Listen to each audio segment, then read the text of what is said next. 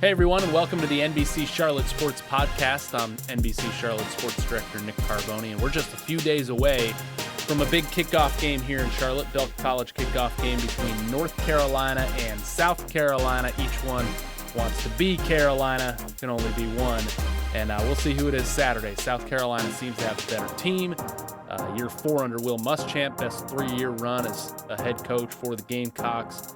They're certainly the more talented squad, but North Carolina's got a lot of buzz with Mack Brown returning, and that's who we're here to talk to today. I sat down with Coach Brown earlier this summer in advance of this game, and we've released a TV piece that you can find on WCNC.com/sports. Because there was so much time between the interview and the game, didn't get into anything, too specific on the field. And in fact, he just named Sun Valley's own Sam Howell as starter for this game, first true freshman starting quarterback ever in the Tar Heels program. So he's going to get a big start not too far from where he grew up. That's very cool. So with Mack, really just kept it to, kind of the passion for coaching, the Will Muschamp coach and waiting stuff at Texas, which Mack had some good things to say about here, in terms of that it was a mistake looking back here now about 10 years later.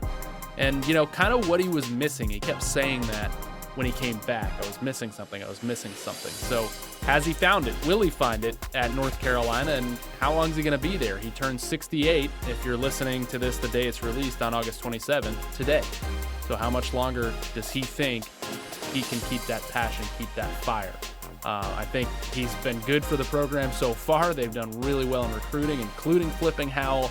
But, when you're getting up there in your late 60s, you want to sell the recruits that you're going to be the guy. You're going to be around to coach them.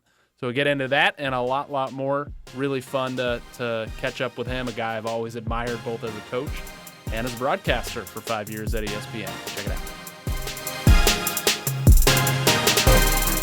Coach, it's been about 8 or 9 months since you were rehired here at North Carolina. Do you still have moments when you walk around campus, put on that shade of blue, where things are a little surreal for you still? It has been totally surreal.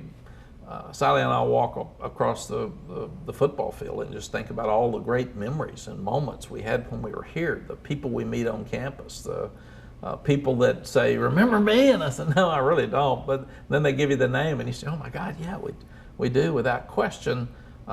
So yeah, the return, we thought it would be good when Bubba asked us. The first 9 months has been better than we could ever have dreamed. What was the process of getting to know them and then them getting to know that this guy maybe knows what he's talking about a little bit? It was 2 or 3-fold, Nick. Larry Fedora, who is a dear friend of ours, and Bubba Cunningham, the athletics director, brought us back in August as part of our induction into the Hall of Fame. We're supposed to go back and thank everybody that played for us and coached for us. So we came back here, actually watched practice, and Larry had me speak to the team right after practice, obviously not knowing I would be the head coach in 4 or 5 months. And then I really feel like that some of the guys remember the Texas stuff, but all of them see you on TV. And kids watch TV on Friday night before their Saturday games. Yep. They watch TV on Saturday while they're getting anxious about their game. So I had a great TV presence for those 5 years in their homes, and I was talking about games and their buddies and their games. And so I think that gave them a really good familiarity. And then when we met them, Sally and I said, "You all have a void because you just lost your coach with Coach Fedora and your staff. We have a void because we don't have a team. Let's make this thing work. Let's reach out to each other and let's learn to talk and communicate. Let's learn to trust and respect." And that's all happened. We're at a great place with this team right now. Personally, you said those 5 years at ESPN, you were good, but maybe there was something missing. What was missing for you, and have you found it yet again? When we came here for the induction ceremony in the Hall of Fame, so many of the players said, "So important what you told me. I tell my kids what you told me the day you changed my life." And we walked out of there and Sally said, "Number one, as a coach, you've got a tremendous influence on young people's lives, so you better be careful what you tell them. They're going to listen. And number two, I see you've got a glow. You love these kids. You love mentoring them, and that's what you're good at, and that's what you've missed. And you love TV. You love college football, but you don't get a win or a loss. You don't try to help kids by doing that, and that's something that you've had a real void in your life." And she said, "I understand that now." But we still didn't think we would probably ever coach again because it had to be the perfect spot at the perfect time, and then this one just came up. You just had ACC kickoff. We're gearing up for the season. I'm sure you've been asked a million times, how long do you want to do this for? What do you say to that question when you're asked? First thing I say is I'm so excited about the start, I don't want to be talking about the end. The beginning's the most important thing. And secondly, I was out 5 years and unhappy. I want to do this as long as I'm having fun and productive.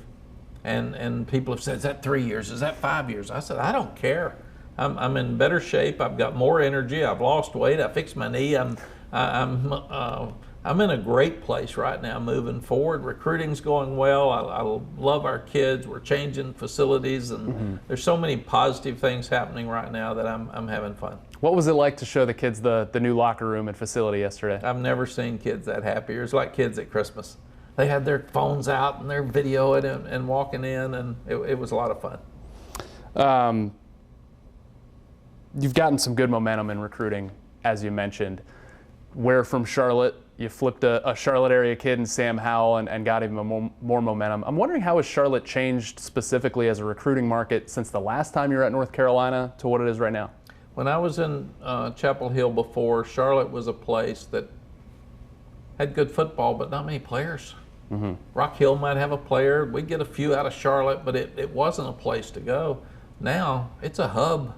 Charlotte has grown so much, and there's so many players there, and there's so many great teams there that it's a special place for us to recruit. We have to be able to dominate Charlotte to get done what we need to get done in Chapel Hill. Going back to the facilities, tying into recruiting, it all blends together as one. How can this place help this program down the road? And really, from the beginning, I mean, you kind of set things up before you left for Texas for some nice facilities here. Yes, we've got to be the cool place to be.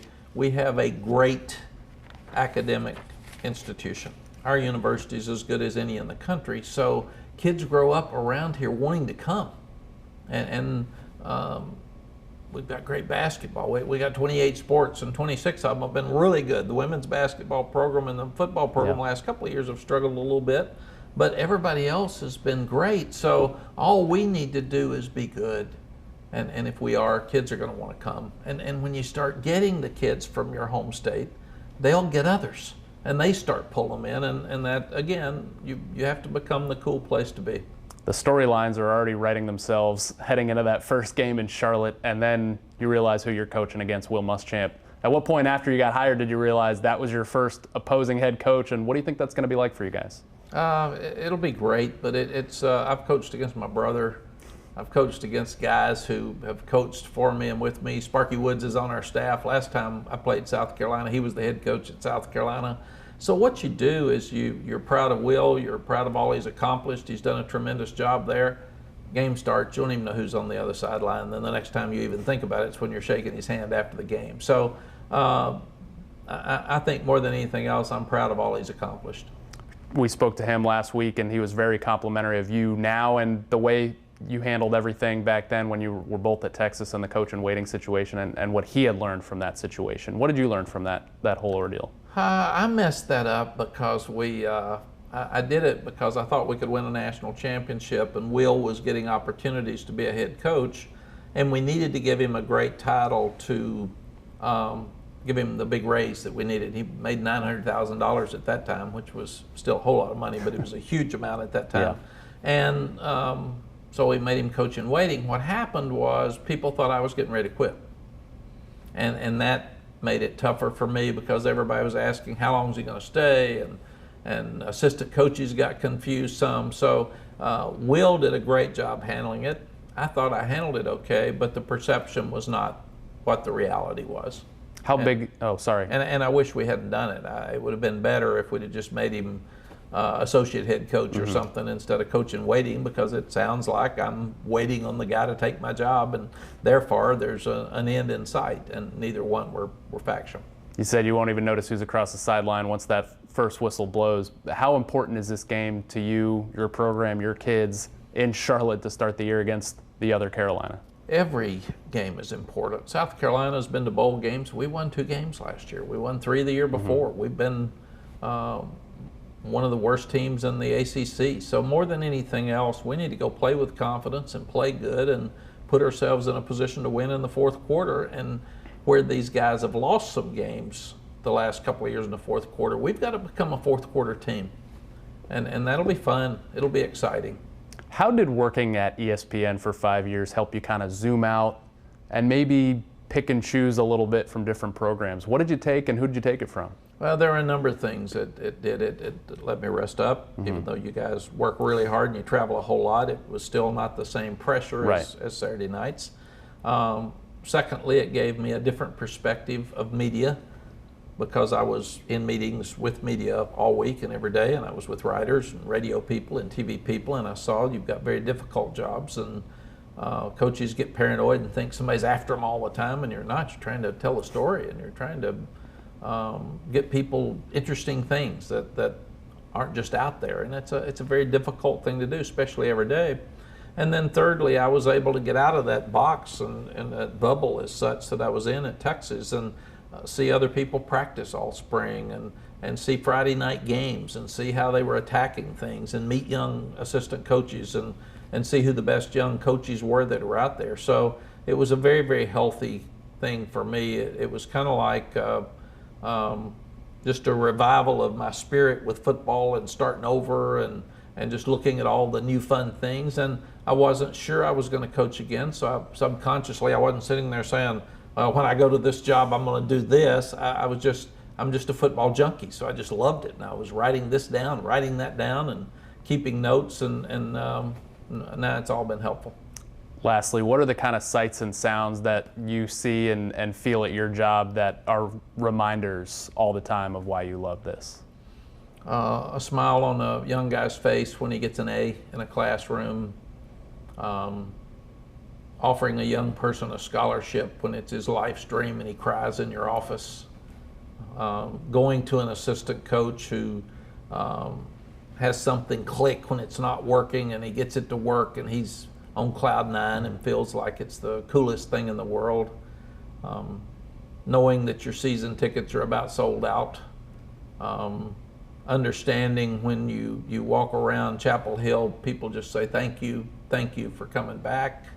I think everything that's happened since we've returned has been fun and rewarding, and all the things that I missed. We've got our motto is be the one.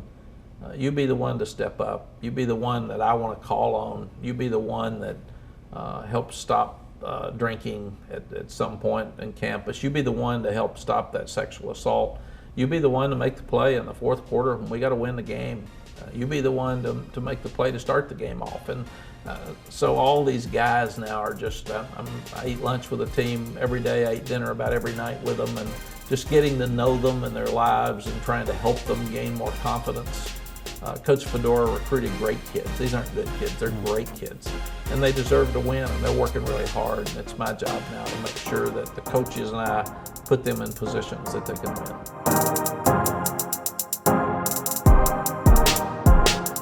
And thanks again for North Carolina for letting us do that, and to Mack Brown, who actually had to re-answer a few questions because our photographer, who did a really great job shooting the TV piece, which again you can check out on our website, WCNC.com/sports. He double punched it, which means he didn't hit record for a couple of the good answers Mack had, so we had him do it again. He's a TV pro. Hope you enjoyed it. Enjoy the game Saturday. As far as I know, still tickets left, starting at under $50 for a pretty good regional college football game in uptown Charlotte. That'll do it for this edition of the NBC Charlotte Sports Podcast. We'll talk to you next time.